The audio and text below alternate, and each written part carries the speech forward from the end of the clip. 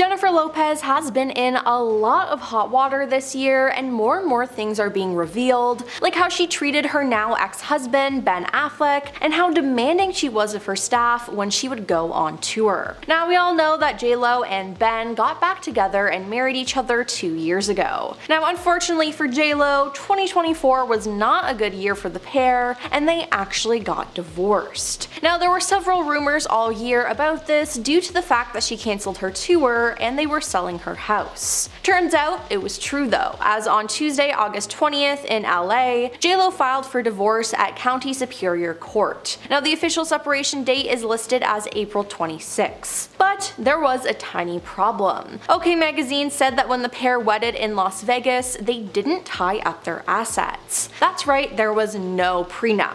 At least that's what was alleged. Now, according to the source, Jen's love for Ben was so unconditional at the time, she didn't see a prenup as necessary. Now, this was confirmed this week as TMZ broke the news that there was no prenup in place, which is honestly scary. Now, usually when there is no prenup, the couple would split their assets 50-50, but apparently this is not happening. Now, a settlement they reached was essentially like a prenup, which is good for Jen considering her net worth is much higher than Ben's. Not to mention, a person with knowledge of the matter suggested that Jennifer spent more money during their relationship. The insider alleges J-Lo took on the majority of the financial responsibility. One little known secret is that Jennifer paid for much of their marital expenses, the source claimed. She's adding up all those private jet bills she puts on her plastic, the hotels and meals, clothes, coffee runs, gas. The high cost of living was done on her dime. She paid the lion's share for that $60 million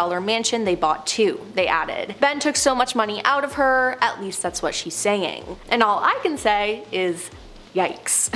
Then there's also the fact that she's super demanding. Like, honestly, her list of so-called requests are insane. Now, J-Lo seems to be obsessed with the color white, so much so that she demands any dressing rooms to be completely redecorated. And this isn't even an exaggeration. A list with all her demands was leaked, and she demanded to have an all-white dressing room, including white candles, tables, couches, drapes, tablecloths, and flowers. She also requested a large number of candles, which must be either lime blossom or Joe Malone's grapefruit. And this has followed through her entire career. In January of 2016, J-Lo began her residency in Las Vegas and made millions and millions of dollars. But the money wasn't enough for her to sign on. She also requested 3 penthouse suites all next to each other and a playground in her suite for her kids. She also demanded a personal laundry service and for each room to have its own on-call butler wearing all white, in addition to the housekeeping staff signing NDAs. And finally, she requested brand new toilets for the backstage area, and of course, an all-white dressing room. Then there was the fact that it was exposed that she didn't actually go to the Bronx to film a commercial. She just pretended to and used a stunt double. Now, the commercial is from 2011, where J-Lo is seen driving a Fiat 500 Cabero as she travels through the streets of Manhattan to the Bronx, where she grew up. But the ad backfired when it was reported that she never actually went to the Bronx to film the ad, and that a body double stand-in was used instead. And I mean, if you watch the ad knowing this information, it's pretty obvious. But I mean, why not just ditch J-Lo and use another celebrity who would actually show up on set? It's just a bad look and honestly completely embarrassing. J-Lo has made many enemies in her world, with many being those who work for her. They've leaked some awful details about her and shown just how horrible she is. Now, Gilly Liar had been a longtime assistant to J-Lo before she quit and went to work for Mariah Carey in 2013. It's been said that the main reason why she quit was because of J-Lo's boyfriend at the time, Casper Smart. Apparently, Casper was allowed to do whatever he wanted in the house, and this included him mistreating the staff members. That upset Gilly, a source told Radar Online. Casper always insisted that that Jennifer's staff call him Mr. Smart, and even demanded that Gilly get him drinks. So it appears that J-Lo let her assistant get disrespected, which is just not okay at all, and it shows what kind of person she really is. Then there's the time when she got everyone to turn on her longtime makeup artist Scott Barnes. There had been a leak on J-Lo's team as they exposed to the press that J-Lo was planning on getting married to Marc Anthony. Now J-Lo claimed that Scott was one of the employees who betrayed her, so she fired him and made everyone ignore him. The thing was, they never asked him about it though, they just fired him. Now during an interview on the Jeff Probst show, he claimed that he didn't know anything about the wedding and wasn't the leak, but J-Lo's team still shunned him. Scott said, "Nobody would talk to me, it was like I had the plague." Then when the truth came out that Scott did not leak the news or even know about the wedding ahead of time, he received a phone call from Jen, who Scott claimed said the following. It was like, "Hey, it was a big misunderstanding, you know we have a lot of stuff coming up and I really miss you, so let's just get back to work." Although Scott was very gracious about the whole thing, it appears that J-Lo did not apologize to him, and it's just crazy to me that he went back working for her and that no one put a stop to her behavior. Now, near the end of last year, Elon Musk was speaking on the Joe Rogan Experience when he began talking about J-Lo's criticism of the recently elected president and his remarks about Puerto Ricans. Elon then brought up J-Lo's personal history with Diddy as she dated him from 1999 to 2001. He said J-Lo was like his ex-girlfriend and now all of a sudden she's warning people about this person, but how many people did she warn about Diddy? Oh, 0. Maybe we shouldn't trust her opinion. He added people in the music industry had to know that Diddy was doing these things. Where's that accountability? They had to know. Now, Ojani Noah, J-Lo's ex-husband, claimed that she was involved in Diddy's freak-offs that came up in his federal indictment. "I'm not on the list," Ojani wrote on Instagram.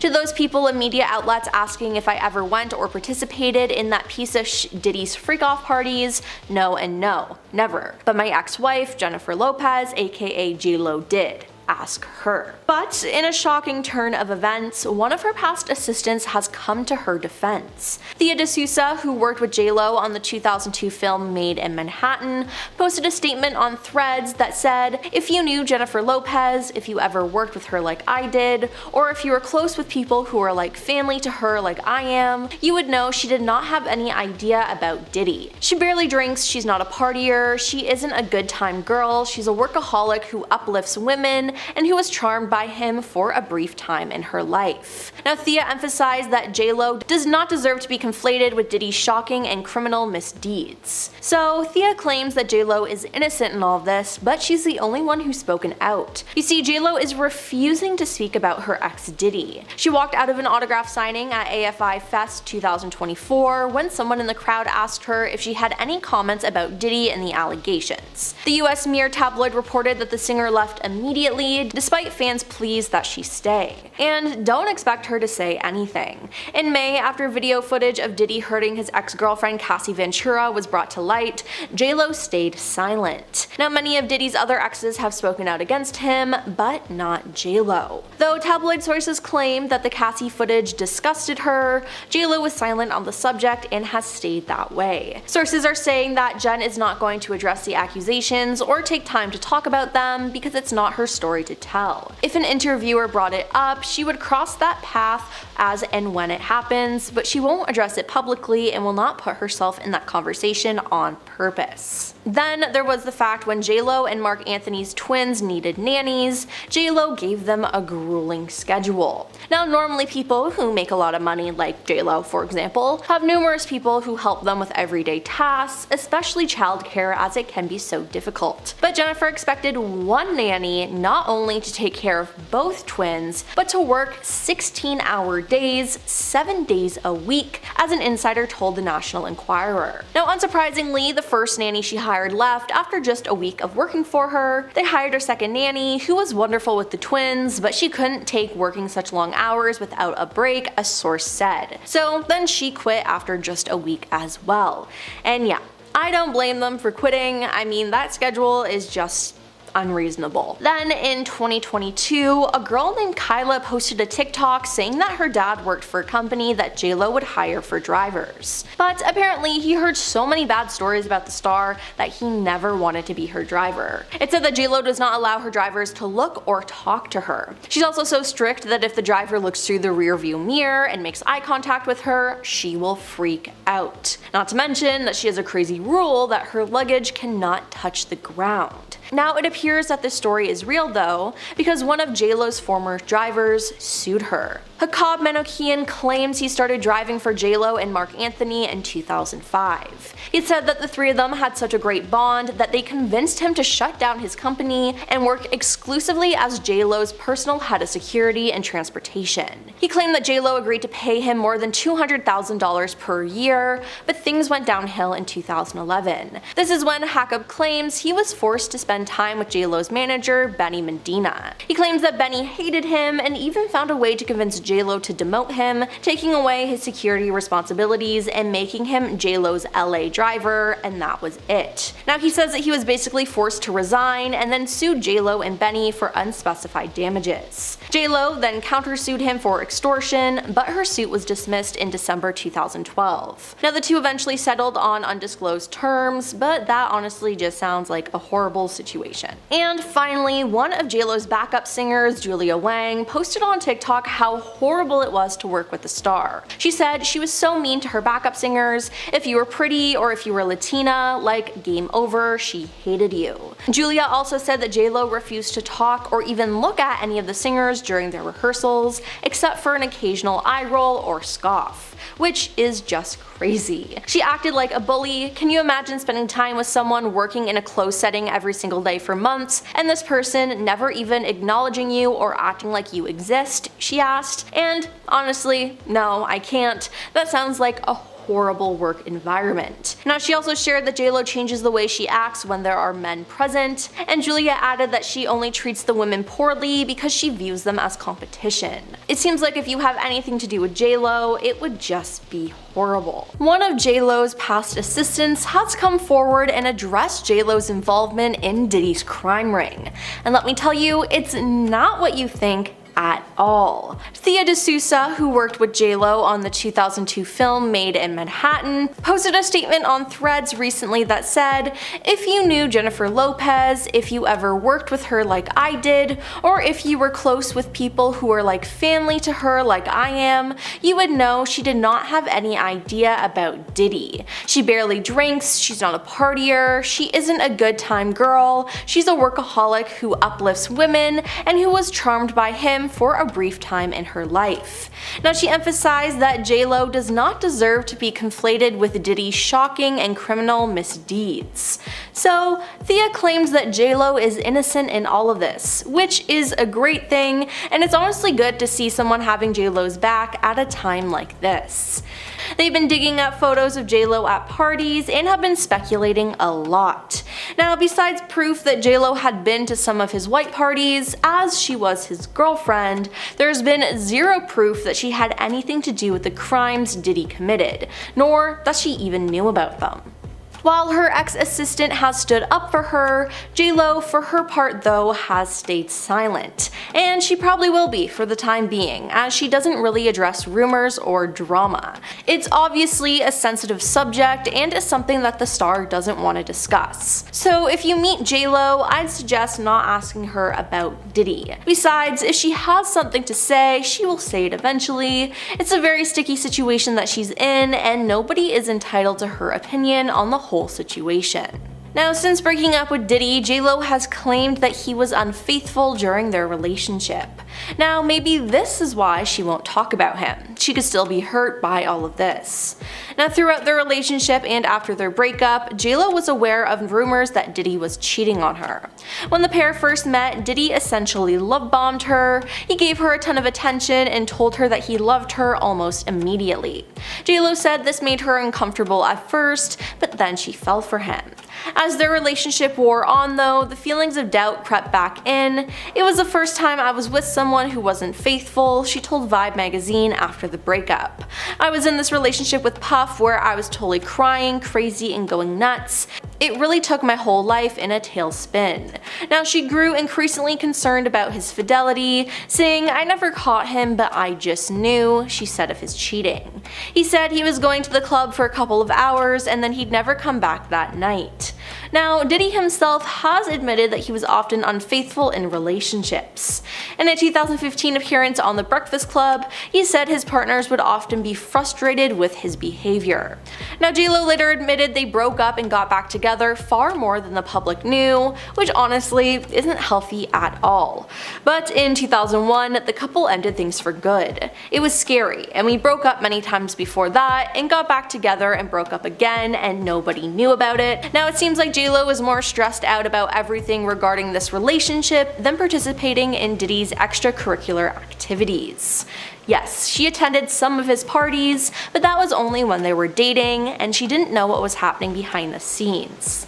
I mean, when J.Lo was asked about Diddy in 2022 when she was on the Wendy Williams show, things got, well, awkward. Wendy asked if she and Diddy would ever get back together, and J.Lo laughed and shook her head as the camera panned to her mother sitting in the audience. Now, J.Lo's mother looked furious as she shouted no while waving her hand back and forth. Now, reposting the clip on Twitter, one fan wrote, "Some of y'all didn't catch J.Lo's mom's reaction when Wendy Williams said this." Yeah, I feel like this says a lot about their relationship. Clearly there was something going on and she didn't want to be associated with him anymore. And the fact that J.Lo's mom doesn't like Diddy, that speaks volumes. Recently, some shocking information was revealed from someone who attended Diddy's exclusive parties. On November 1st, former model Rachel Kennedy appeared on Daily Mail's The Trial of Diddy podcast to share her experience. Now, during her appearance, Rachel revealed that when she met Diddy in the year 2000, Diddy allegedly played J.Lo's music videos on a continuous loop in his hotel room while he was reportedly on the phone with the singer. "It was kind of an odd thing to find out that we were watching J.Lo's video," she said, describing it as "it's a little bit creepy and very disrespectful."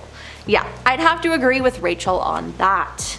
Rachel, along with two friends, was invited to Diddy's hotel room for a party after meeting him at Seventh Heaven, a topless club in Japan. She shared that it quickly became clear that this was not the type of party they had expected. Rachel recounted that she and her friends initially found Diddy friendly and decided to stay, even after noticing some wild behavior around them. "We went in, we didn't think anything strange, he was friendly enough, so we decided, okay, we'll just hang out with him," she said. Now, things took a turn though, and it's now believed that this was actually one of Diddy's freak-offs.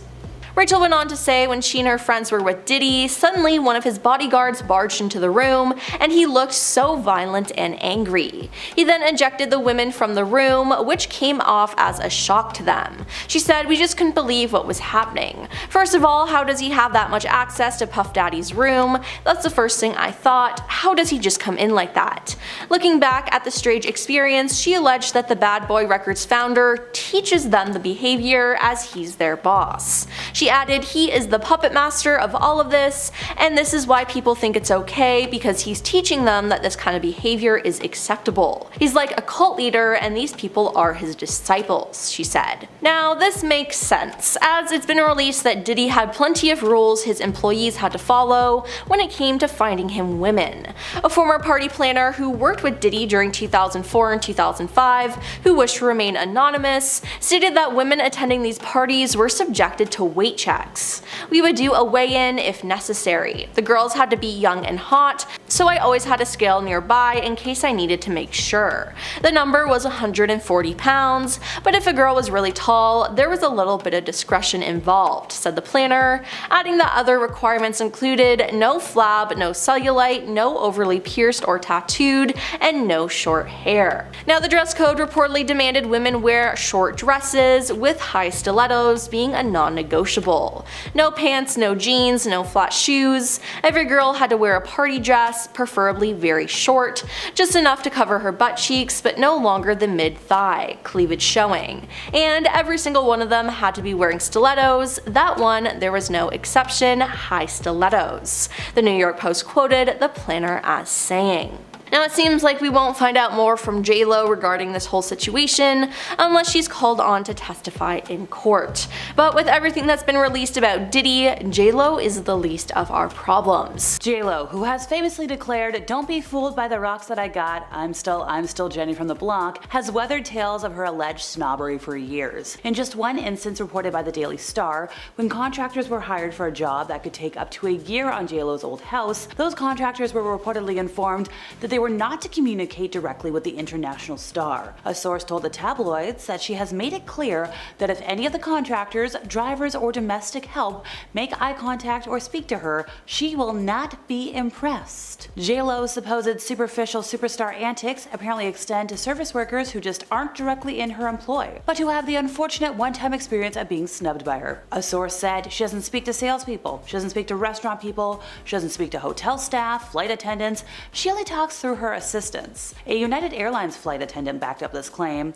sharing a similar experience with the singer. "I just said, 'What can I get you to drink?' But Jennifer refused to even acknowledge them." They added that she turned her head away and told her personal assistant, "Please tell him I'd like a Diet Coke and lime." She wouldn't even look at me. Now, according to the sources I found, Jennifer has an extreme thing about people looking at her, other than when she's on stage. Then everybody's gotta look at her. Otherwise, if small, unimportant people look at her, and God forbid, open their little unimportant mouths to speak to her holiness, she does whatever she can to retaliate. If they're servers or anyone she can get fired, she gets them fired. In 2013, J-Lo's morals came into question when it was reported that she earned in the neighborhood of $10 million performing for shady dictators, at least according to news outlets. Also, apparently, the Human Rights Foundation and a lot of folks were very critical of J-Lo's decision to put on a private performance in Turkmenistan for the president at the time, whose government allegedly restricted free speech and imprisoned those who spoke against the nation's alleged corruption. J-Lo's then publicist Mark Young issued a response, however,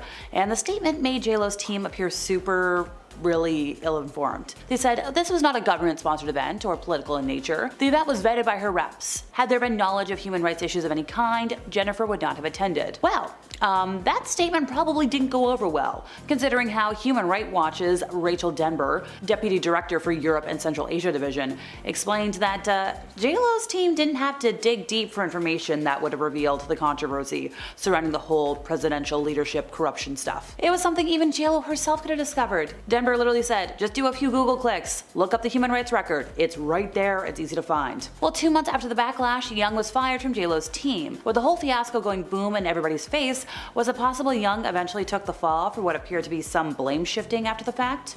I think so. Forbes credits makeup artist Scott Barnes with creating the signature technique that became Lopez's iconic glow, which in turn became the preferred look of the era in the early 2000s. The makeup artist has worked with J-Lo since the year 2000, whether it was serving as J-Lo's personal makeup artist for her role in 2019's Hustlers, or for the Super Bowl performance, or whatever it may be. And while their working relationship and friendship spans 2 decades, there was a time when Barnes apparently didn't have her love. Barnes spilled the beans during an interview on the Jeff Probst show after rumors circulated that Barnes and 2 others leaked plans of J-Lo and Anthony's secret marriage. J-Lo's team shunned him. He said, "Nobody would talk to me. It was like I had some sort of disease." When the truth came out that Barnes did not leak the news or even know about the wedding ahead of time, he received a phone call, presumably from J-Lo, whom Barnes claimed said the following: "It was like, hey, it was a big misunderstanding, you know, we have a lot of stuff coming up and I really miss you, so let's just get back to work." And although Barnes was extremely diplomatic in his recounting of the temporary fallout, it's clear that he never received a direct apology, or even a real apology. What's even more interesting is that considering Barnes and Lopez quickly reconciled, he chose not to keep this story about her in-house. So I guess he's the one person she didn't have sign an NDA? Hakan Manoukian began chauffeuring J-Lo and her then husband Mark Anthony around in 2005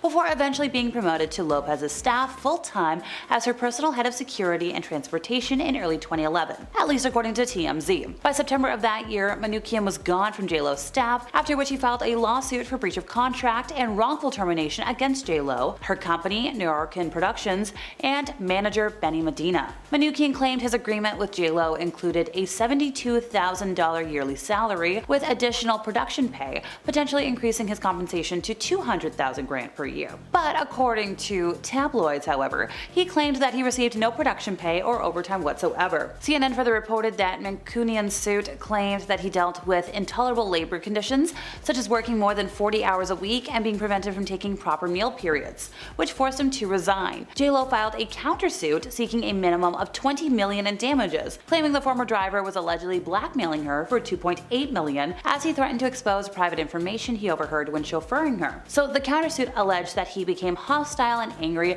after J.Lo rejected his desire to lead and appoint members to organize a security team for a music video production. J.Lo's countersuit was dismissed in December of 2012, and the singer ended up settling the original lawsuit for undisclosed terms in February of 2013.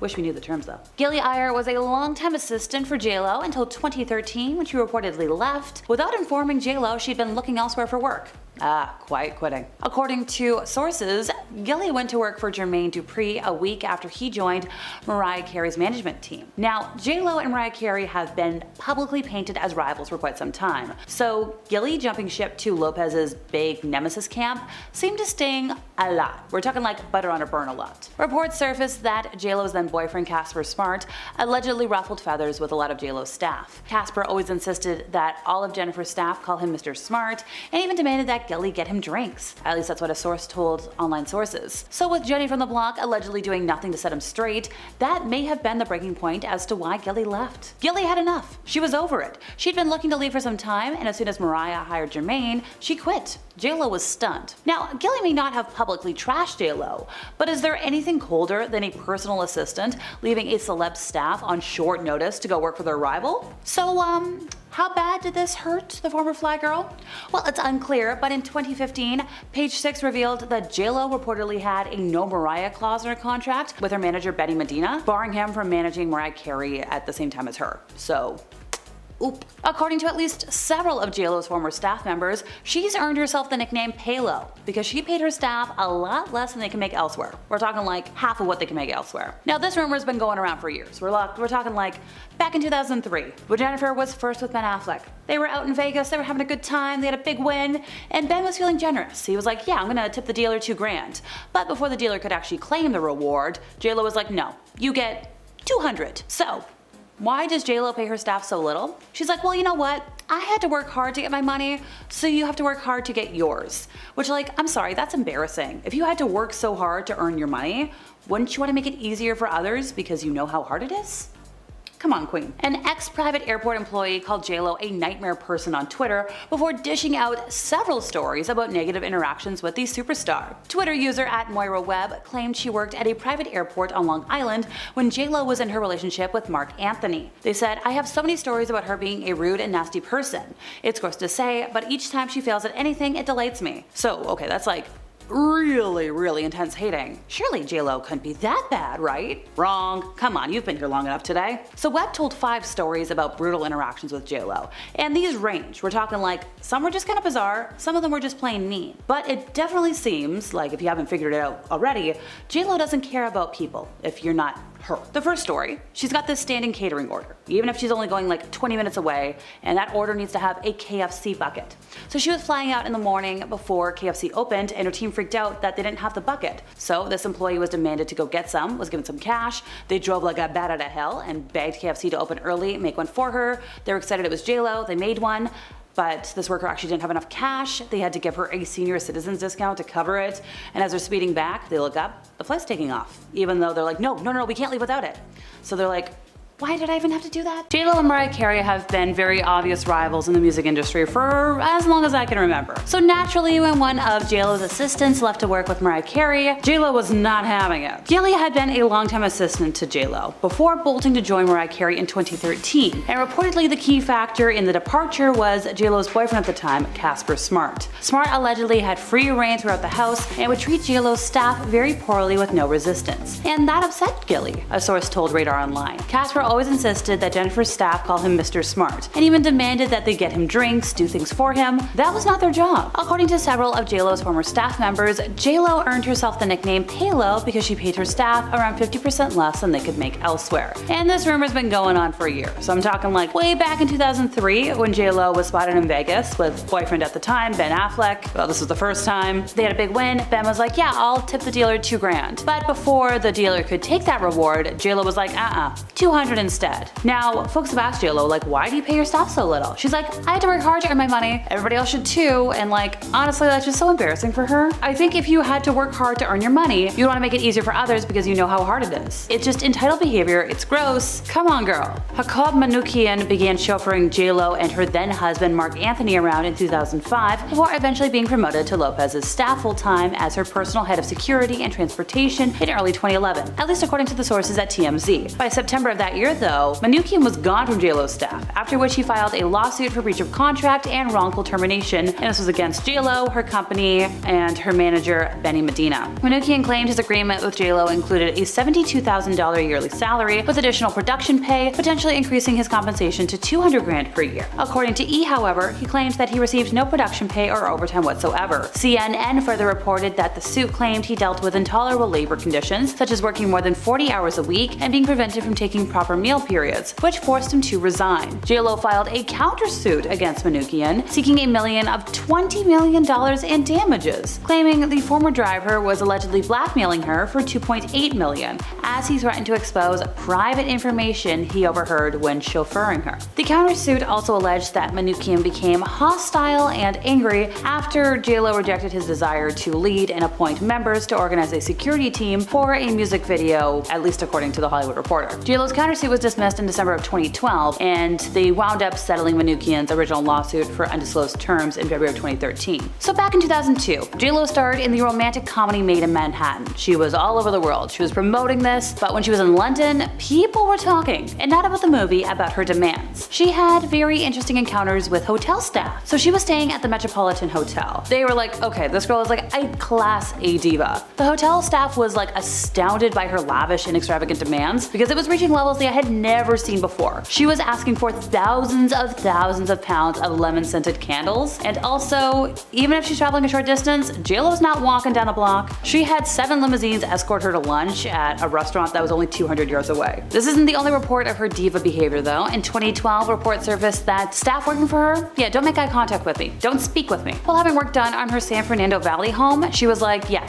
any of the helpers, the drivers, the contractors, do not interact with me. Technically, these rumors were never confirmed, I do have to say that, but like, come on. And reportedly, when flying first class, nobody's gonna bother her, not even the flight attendant, and like, that is their job. One time, somebody was like, oh, would you like a drink? And she did not answer. She instead turned to her assistant and said, please tell him I'd like a Diet Coke and lime. Now, once again, like, girl, you can just talk to somebody, it's not that big of a deal. If you don't want to be interrupted, put on headphones like everybody else. So, JLo once had somebody fired for being a fan. Preeti Daj just happened to be cleaning JLo's hotel room in Germany during her big 2012 world tour. And like, she was a fan. She was like, hey, like, can I please get your autograph? And 2 of the assistants were like, oh no, girl, don't do it, don't do it. Soon after, Daj was out of a job, and she knew why. Because a day later, after the request for an autograph, the cleaning company that employed her at the hotel called and said that JLo had complained, and she was fired over the phone because of an autograph. Now, JLo has denied the claim. She was tweeting out saying like, thought you knew me better than this, would never get anyone fired over an autograph. First I heard of this was on Twitter, and it's like, okay, maybe you didn't say fire her, but you obviously complained because somebody wanted an autograph. In 2003, Endeavor Talent Agency reportedly gave JLo an ultimatum to either leave them or fire her manager Benny Medina, as they found him too high maintenance, at least according to news outlets. Well, in a shocking move, JLo did fire Medina, but then also fired her Endeavor agent Patrick Whitesell and signed with rival agency CAA. Now, this was during the time when JLo and Ben Affleck were a couple. Whitesell had long represented Ben Affleck and had added JLo a couple months before the firing. Despite gaining traction in her acting career and,